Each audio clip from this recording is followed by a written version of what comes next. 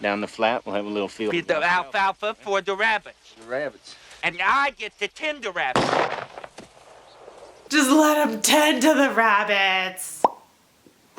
For those of you who don't know, 2020 is my year of trying to hit my Goodreads goal and trying to mash YouTube together in a big stinky pile. I don't know what the heck this channel is, but I guess I'm here for it.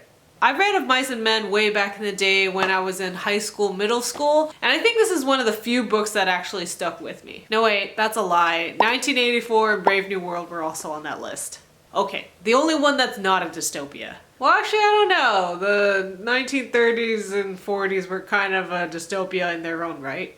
Again, disclaimer, if you are reading this book for English class or whatever, do not use this video as a way to help your book report. I'm gonna be exaggerating a lot of things here, so if I talk about Curly's dick becoming the size of like a baseball bat, and you put that in your essay, I think we're all gonna know where it came from.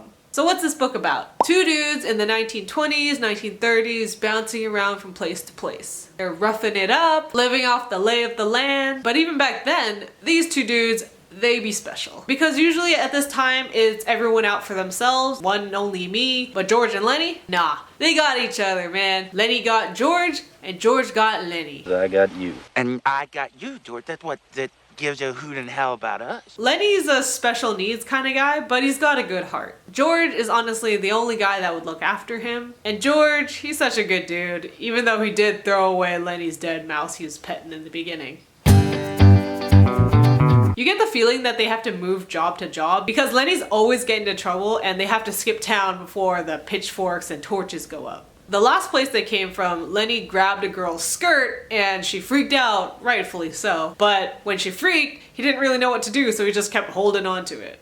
Oh no, not Lennie! Ah, proper foreshadowing.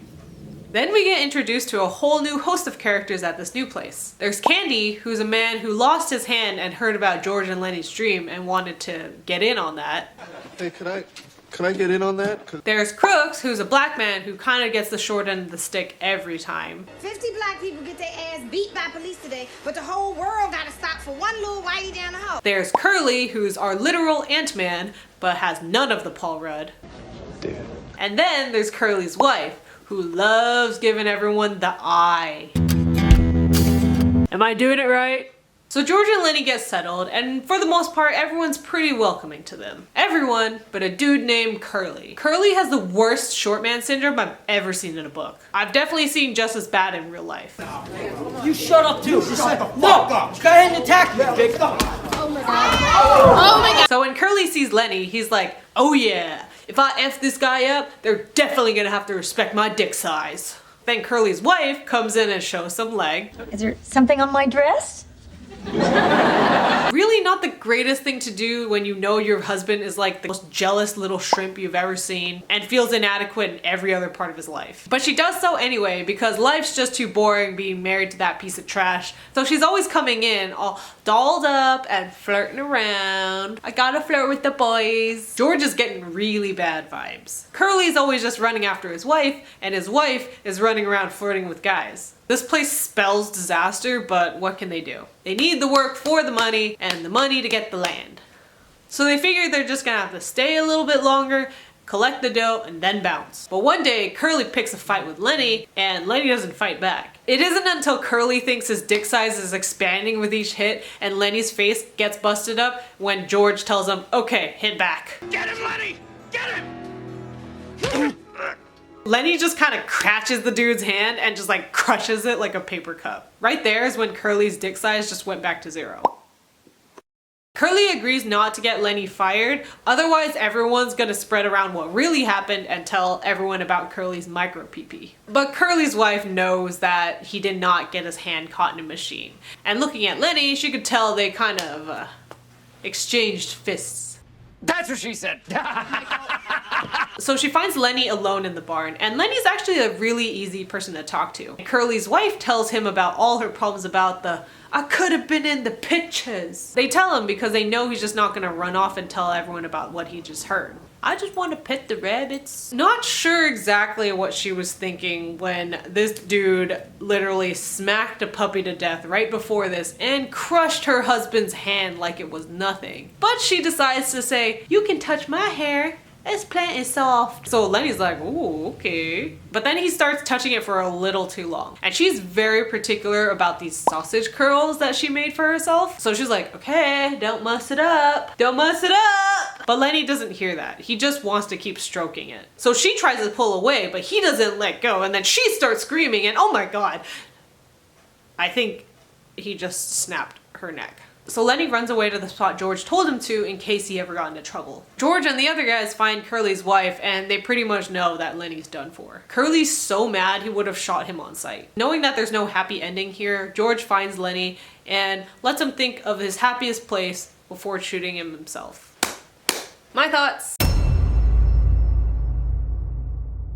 Like when Candy was reminiscing about his dog and having the decency to shoot him himself, that definitely seemed like a call forward to Lennie and George's situation. Because it must have been super scary for the dog to be taken out by a stranger, not knowing what was gonna happen before the lights went out. I think that was a big thing that George was thinking about when he was trying to find Lennie towards the end. And obviously the girl's dress in the beginning that Lennie wouldn't let go of. It would have been nice if Curly's wife knew that before she started getting cozy with the guy who just mashed up her husband's hand. And the fact that Lennie couldn't keep any of the really fluffy animals he liked to pet alive. Mid-tier red flags. So yeah, lots of foreshadowing on this one. Like I didn't remember all this stuff on my first reading, but reading back, I guess I was paying more attention to it. Sorry I didn't listen to you, Miss Finster. But for sure, the one thing that really got my blood boiling was how Curly's wife was talking to Crooks. Like the girl was being such a huge tease, going into these guys' rooms and basically egging Lennie to get into trouble. And Crooks tries to stand up to him saying like, okay, that's enough. And I quote, Crooks stood up from his bunk and faced her. I had enough, he said coldly. You got no rights coming into a colored man's room. You got no rights messing in here at all.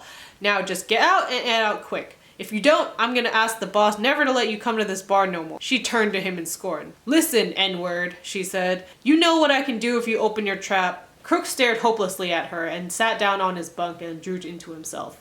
She closed in on him. You know what I could do? Crooks seemed to go smaller and he pressed himself against the wall. Yes, ma'am. Well, you keep your place, N-word.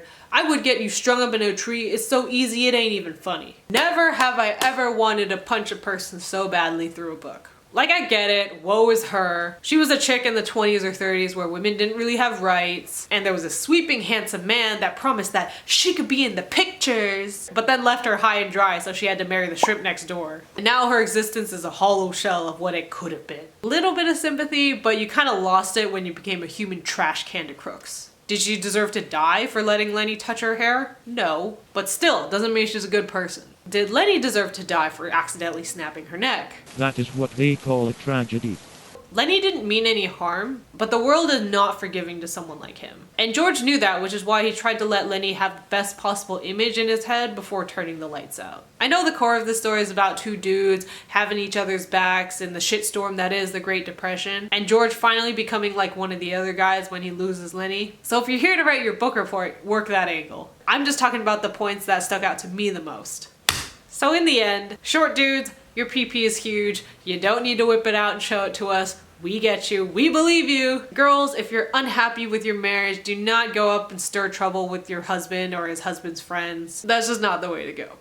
And finally, please just let the man tend to the rabbits. All right, thanks for coming to this nerd talk. I'm not sure what book I'm reading next. I have a special announcement, so stay tuned for that.